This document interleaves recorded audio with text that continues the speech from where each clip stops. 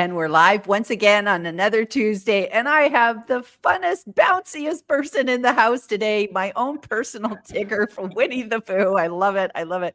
I have Ashley Leeds, the 15-minute guy, and we have a great show for everybody today where we're talking about the 15-minute author building authority through bite-sized writing. But before we get stuck in, Ashley, I want you to go ahead and tell people who you are and what you do, and then we'll get stuck in. Okay, so hi, I love it. Live, Gillian and friends, and we are friends because you've been here in my shed, haven't you? I have. I loved it. I loved it. Brilliant. So yeah, my name's Ashley Leeds. I'm the 15-minute guy, and I help people be brave, be courageous, and do amazing things on LinkedIn in just 15 minutes a day. I love it. I love it. Short and sweet. And the one thing I have to say about when I came to see the shed, because I drove to see you when I was about this time last year in England. Yeah, probably. Yeah, absolutely. Driving around, and we went out for tea and scones, and I had them the proper way with you. So that was nice. That was nice. But the one thing that super impressed me with your shed, first of all, that you even have this shed, because it is absolutely so cool, because it's a studio and a green room and a dressing room and everything all at once. But I love that you had these voice activated lights. You just like took it up a notch, and it was just like, oh, so I've done one better. Can you see my book behind me? Yes. Watch this. Oh, there it is. There we go. Ooh, I like that. So it's on the button now. I love that. I love that. I love that. Okay, so I want to ask you first, where did the 15-minute guy come up with? Where did that all start? Why are you called the 15-minute guy? Let's start with that one. Do you know, if I had a penny for every time someone asked me that, it's a great conversation starter. But the thing is, I was super busy during lockdown, and I was looking after lots of people, and everybody needed a hand because I was coaching accountants at the time, and it's sort of like, well, I can't get to see you all. I can't spend lots of time with you. And so I started creating 15-minute meetings. And the thing is, right, when you have a meeting with somebody, you turn around and go, all right, the calendar says an hour, so let's have an hour. And what happens is you use the time and you fill it, okay? And you don't get anything done anyway. And so I trimmed it down to 15 minutes, and I'd come on a meeting and someone would say, oh, hi, can I have a quick call with you? Yeah, sure, here's 15 minutes. Absolutely nobody said 15 minutes. Is that all I'm getting? They could see that I respected their time. I respected my time. And so it's straight in. Hi, how are you? Yeah. How can I help you? Oh, I need this, and this. Brilliant. Anything else? No, that's absolutely fine. Sometimes you get on a call and you want a little bit longer. I can run over a little bit. Are you all right now to run over? Oh, no, because I've only blocked out 50 minutes as well. But let's put something in the diary.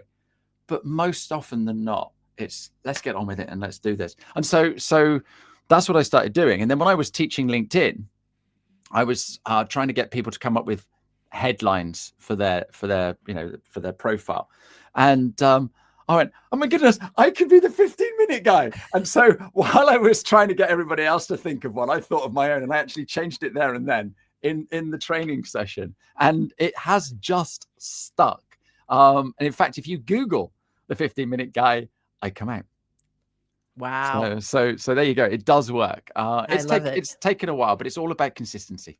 I love that. I love that. And you're probably a prime example for John Esperian's book, Content DNA, of sort of being known for one thing. And it's like, you own that. You own that phrase. Have you had to go and trademark it or anything, or it's just yours? I keep thinking I should. I got a stand, right? I was at this exhibition 2 weeks ago, and it's got the 15-minute guy. It's got a picture of me stood like this, and it's all my colors and that. It's a great thing. And this guy comes over and he goes, "Oh my God, I want to take a photo of that." And he got his camera out and took a photo of it. And he said, "My name's Guy, and I want to go home and I want to tell my wife that I'm the 15-minute guy." I love that. I love that. That's brilliant. It's good. And it always sparks curiosity, and that's what we need to do in life, isn't it? We just don't want to be that bland guy, the LinkedIn trainer. Yes. I love it. I love it. 15-minute guy. And I think that time is an objection for so many things. I don't want to say it's an excuse.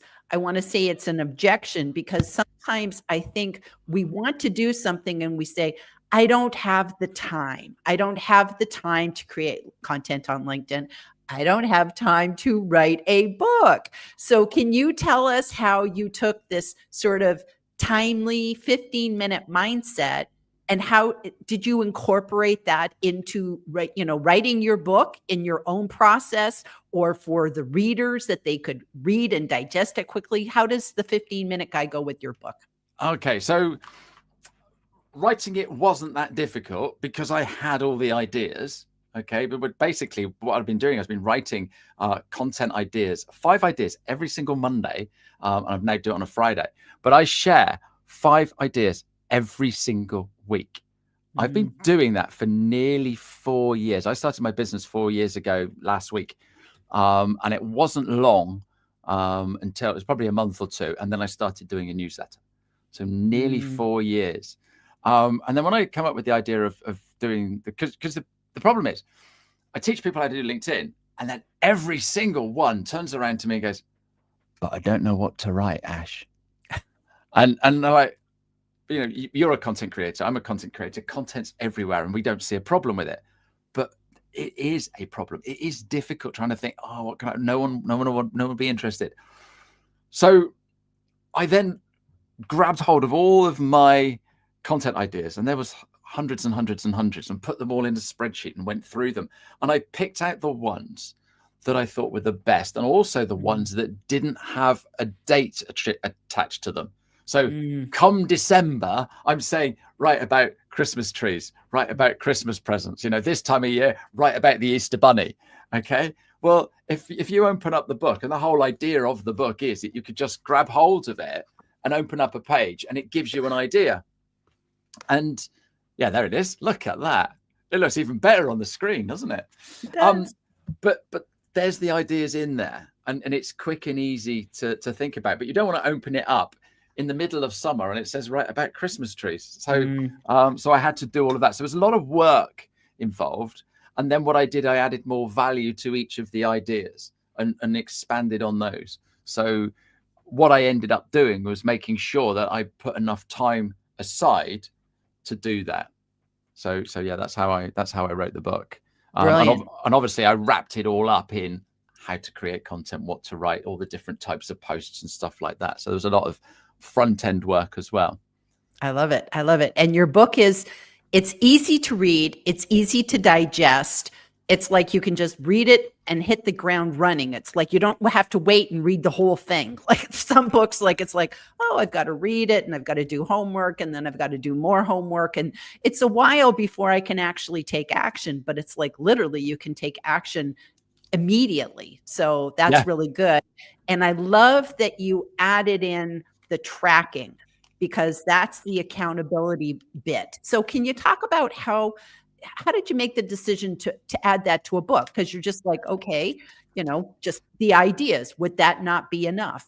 Okay, I'll tell you what, and I've got something to show you as well. So I'm reaching down here somewhere. There it is. This here. All right. So I got a friend, Dave, and he is into fitness, and he does lots of working out, and he goes to the gym and all that sort of stuff.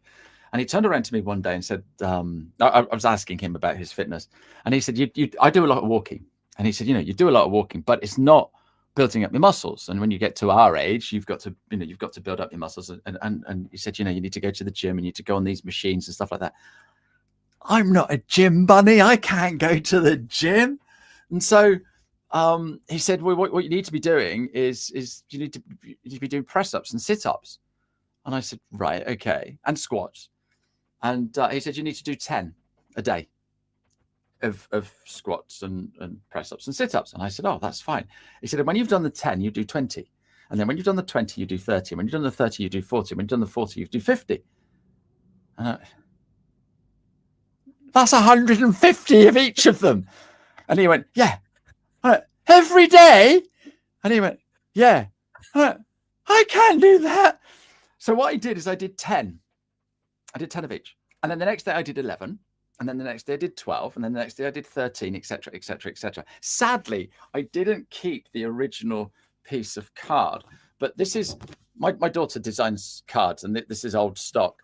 And so in here, I started this sheet in February 2022. So I started it in 2022, but this sheet was started on the 1st of May, and here I got to 102.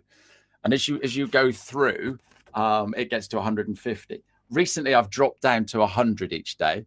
And when you turn around to somebody and say, I've dropped down to just 100 press-ups a day, it's like, that's weird. I never thought I'd say that.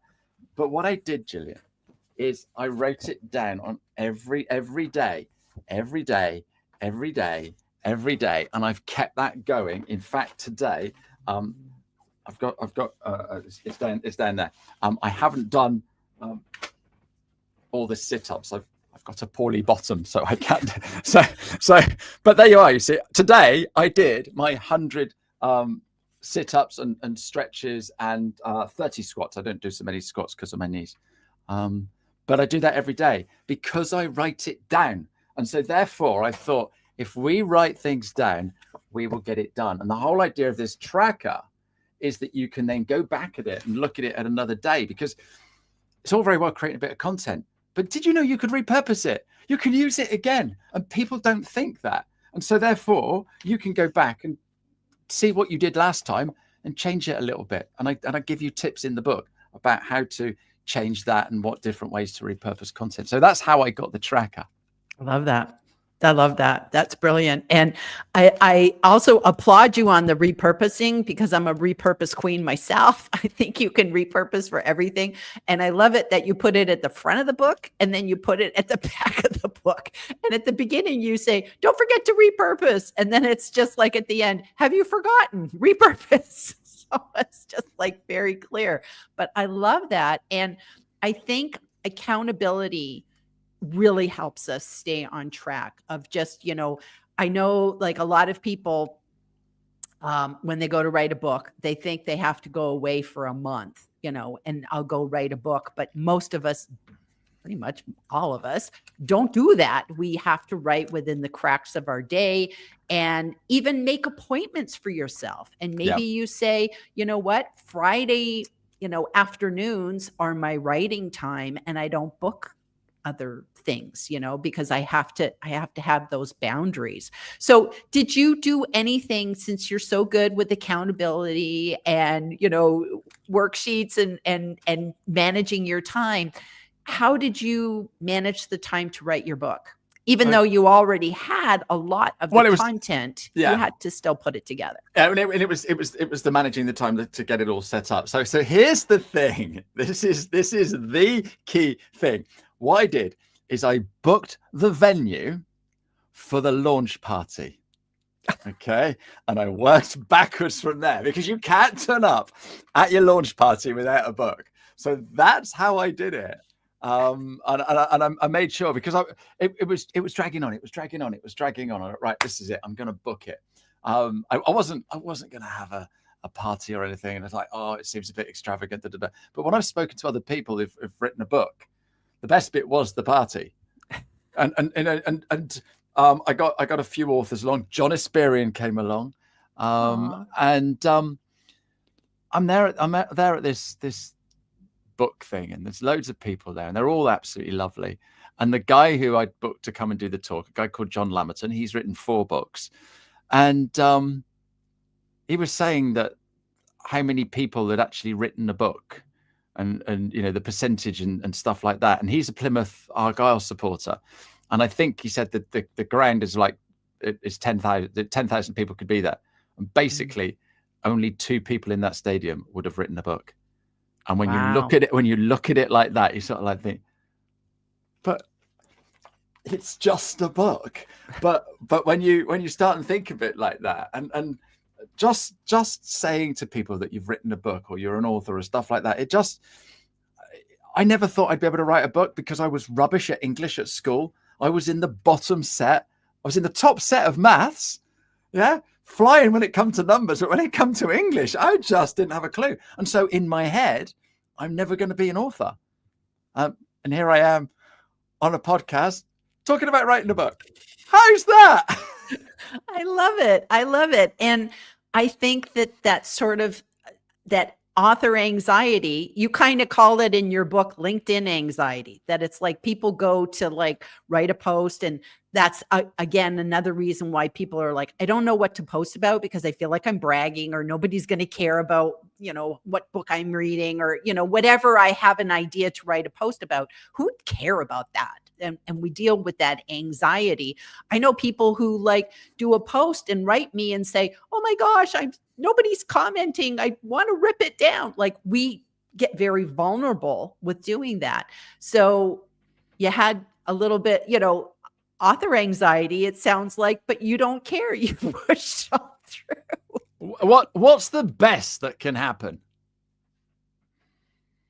Somebody gets your book and it changes a life. That's the best. That's Absolutely. the best. Because we don't do it for the money. It's like nobody is like, nobody I know is writing a book. I'm not sure I've covered my costs yet.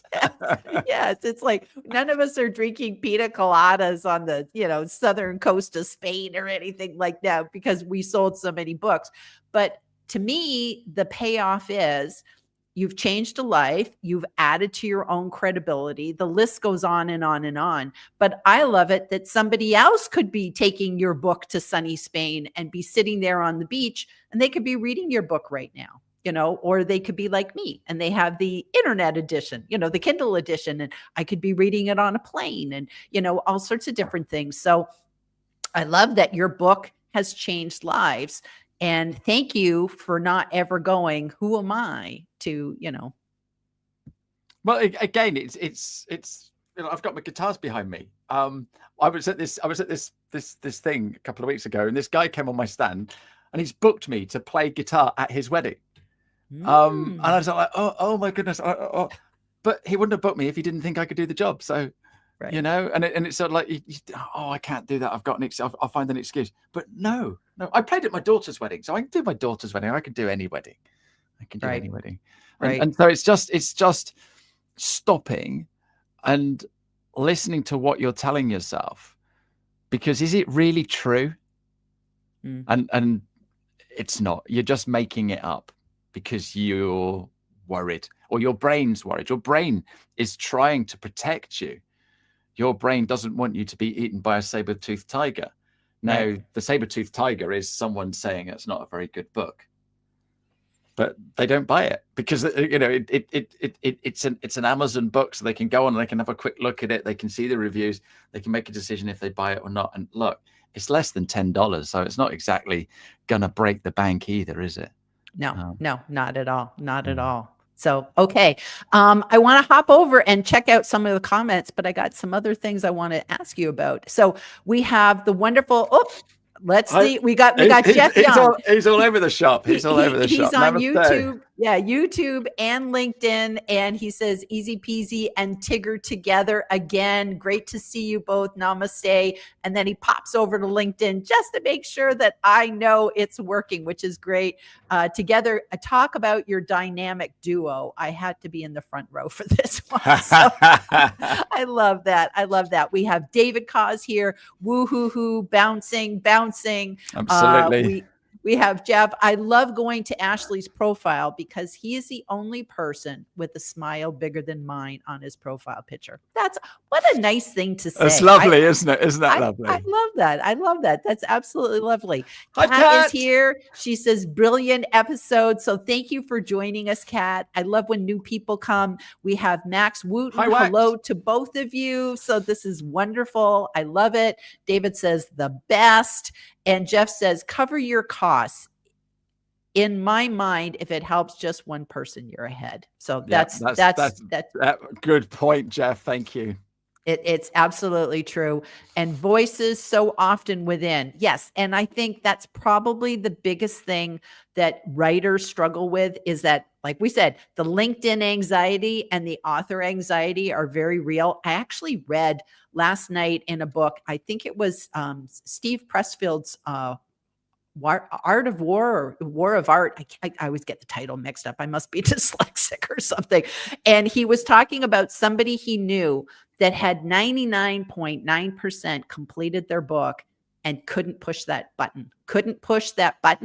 And his wife was like, come on, like we did all this, we sacrificed for the last 2 years for you to write this book, and his marriage ended. So it's like, not only did he not push the Wow. button, but he just like screwed up his whole life and his marriage and stuff. So that anxiety is real. Luckily, we hear the voices and we like, shoo, go away, go talk to someone else, not us. So it's good. So how long did it take you to write your book from sort of like, I got the idea to, okay, it's up, it's the world can buy it? What was your timeline? I think I started it in May and the party was in November. So however many months that is, 6 months. Wow. That's actually pretty speedy. That's pretty speedy. I love it. I love it. And I love that you booked a party, because I know some people will like, they put a picture up on their, profile. It's like, coming, and they put the date, October 1st, right? 2025, something like that. And they have that out there so the world can see. And then other people, this is the scariest one. I've heard of people who have said, I'm going to put it as available for pre-order. And they just pop it up on Amazon and people are buying it. And it's like, it's not even written yet. And it's be like, I'd be having a massive heart attack. I couldn't do that. But I think some people, were you one of those people, like when you went to school, were you like getting that essay in on the last day at like 5 p.m. when you had to get the paper in? No, I hated homework. So basically the teacher would turn around and say, right, you need to do 3 pages on this, and it needs to be in by Friday, and it was Monday. I'd go home, I'd do the 3 pages, and I hand it in on Tuesday. I just hated having stuff outstanding, and I'd get home and I'd sit. We had a little desk thing at home, and I'd just get it done, because I just hated the fact that and you speak to your other friends and. You're going to come and play on our bikes today, or go and play football or something. No, I got homework. Well, haven't you done it? No, I've got science and maths and English and geography and history and biology and physics. Like, I've done all that. And so, yeah, that's probably why I managed to write a book in 6 months. You're amazing. See, I was the opposite. I was actually the person who was like up all night, doing that last essay, falling asleep at a typewriter. That's how long ago I was in college. I was on a typewriter. And one time I actually had to take a cab to get it in on time. Wow. Because I couldn't do the buses. Wow. I knew I couldn't do it. So I had a cab and I'm like, step on it. He's like driving through the streets of Toronto. And it's like, I literally walked into the class, popped it on the desk, and I walked out. I hadn't like showered for 3 days. So I was a terrible person with deadlines. Probably that's why the thought of doing a pre-order on Amazon freaks me out if I haven't written the book. So yeah. We all work differently. So let me ask you, since time is always of the essence with people, did you learn anything while you were writing your book where you said, this would have saved me so much time if I had only done X? Was there anything, or was your process great? Is there anything that you could have saved time with? No, I don't think I could have done. I worked with a lady called Hayley Smith. So she did all the Amazon thing for me, and she put out the copywriting or whatever, the editing, to a guy called Al. So Al copyrighted it and sent it back, and so I created the book, and then they went through it and sort of like red lines through it, just like being back at school with my English teacher. And I think the thing that took the longest, and it's there somewhere, or maybe I've thrown it away now, was I printed it all out, so that I actually had something to physically look at. Because when you're reading on the screen, you can read it on the screen. But when you've got it and you're sitting in, and so I printed it all out, and a great big bulldog clip on it, a red pen, down at the beach, and I'm sat there reading through it. Oh, why have I done that? And then going back home and then redoing it. All of that took the time. And then obviously Al looked at it and changed a few things. But no, I don't think I could have done anything else that could have saved time. I wasn't using ChatGPT then, and I don't think I would anyway, because it was just my ideas. So Right. it's nearly 100% me, because obviously Al did a bit, but no, it's how I am. And so yeah, some of it you might go, but hopefully when you read it, you go, he's just like he is on the podcast. It's just like he is on LinkedIn. So yeah, there you go. That's exactly what I thought. I gave you a stellar review on Amazon because I really enjoyed reading your book, and you captured your voice very well, so that when I read it, I know you, I can hear your voice in my head, and it's like, and it has that amount of energy in the book, and just so many great ideas. And I was just really impressed with, number one, your charge to repurpose, because that's my, like, why reinvent the wheel? Absolutely. We're in these days of recycle your content. And I love the accountability, because I think that it really does help us stay on track when we write it down. It's just so many great things there. So I thought that was great. Good book. Thank you. Highly recommended. So I want to ask you, where is the 15-minute author going now? Are we one and done, or we got something else cooking? And I already know the answer. There's three things cooking. I'm just so busy trying to do other things. So the first one is going to be 102 ideas for LinkedIn. So it's going to be a similar book, but with another 101 ideas, but plus one. So that'll be the follow-up book. So it'll be similar sort of vein, but refreshed and with some ideas for AI in there as well.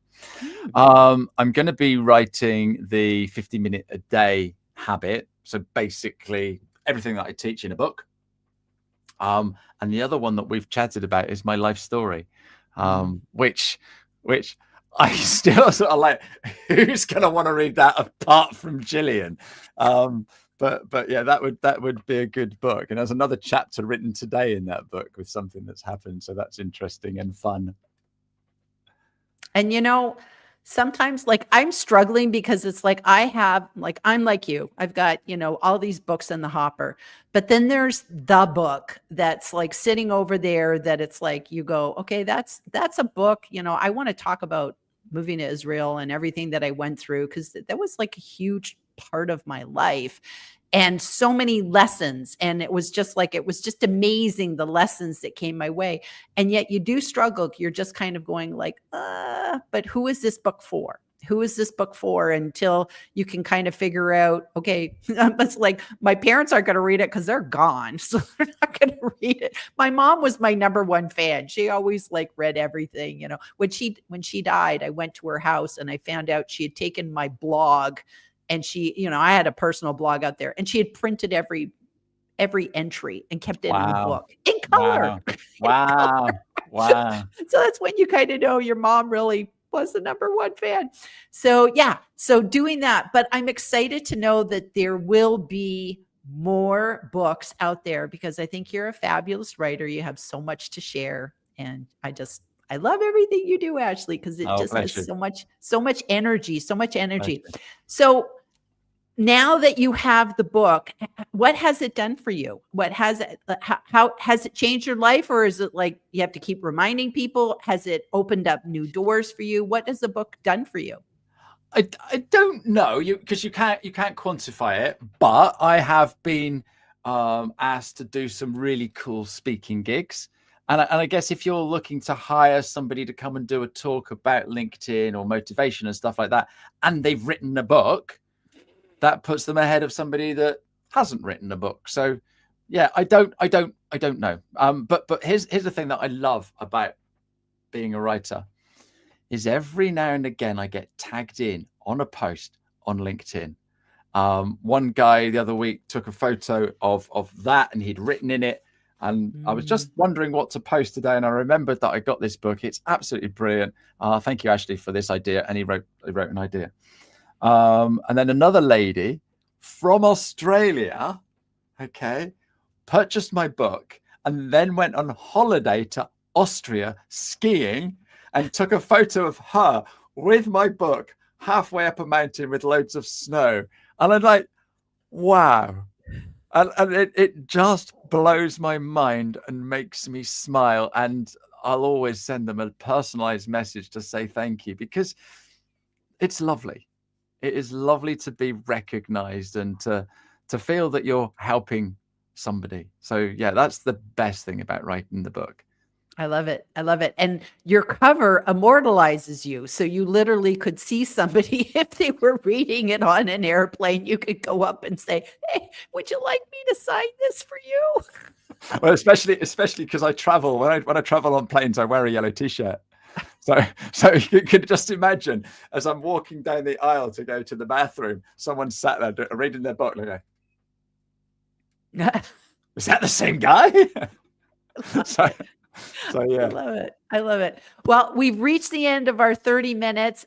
Is there any final words of wisdom that you'd like to share with everybody today? Yes. If you're worrying about what anyone else would think, don't. Just get out there, do it. What is the best that can happen? Lovely. Lovely. Well, thank you for being here today, Ashley. Thank you, everybody who tuned in, everybody who's going to watch the replay, everybody who's going to listen to the podcast. We appreciate you being here today. And if you have any more questions, just go ahead and pop them in and we'll get back with you. Okay. Well, thanks, everybody. And we'll see you soon. Bye-bye. Thank you. Cheerio now. Bye-bye.